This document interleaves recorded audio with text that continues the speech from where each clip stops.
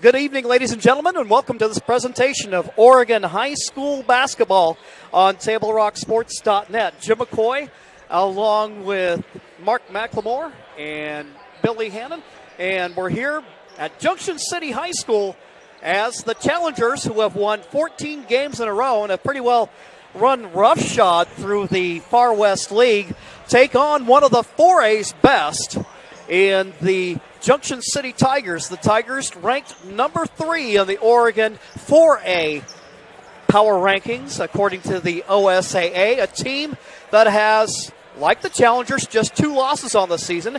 And interestingly enough, those 2 losses came against a common opponent in Philomath. So very interesting when you look at it from that angle. And as a matter of fact, Junction City also has 12 wins in a row to match the Challengers very closely.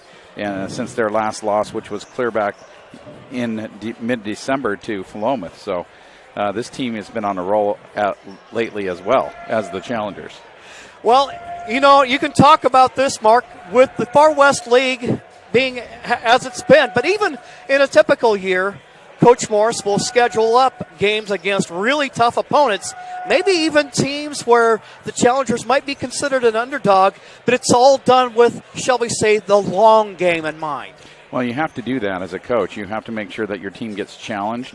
The only way they get better is when they play teams that are as good as, or maybe even in some cases better than them, in order to, extend them, make them work harder, it shows your weaknesses too as a team.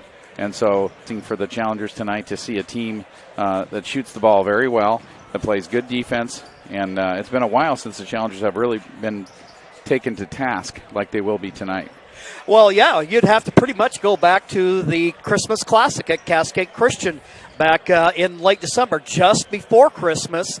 The Challengers' last loss came against a Dayton team that's in the top 5 in the Oregon 3A, and even that anticipated with matchup with Westside Christian, who's ranked number 1 in the Oregon 3A. The Challengers had unexpectedly little trouble with dispensing with them. Really close game. And I know St. Mary's made some runs at the Challengers, but the Challengers still managed a 14-point victory that this team has not seen a team of the caliber of the Tigers in a very long time.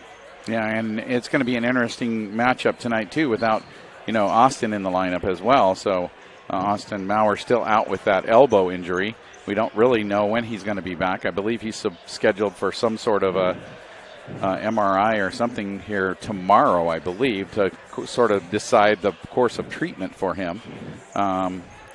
So it'll be interesting to see without their big rebounder if the Challengers can take care of the glass. That's what they seem to have the most trouble with when Austin is not in the lineup.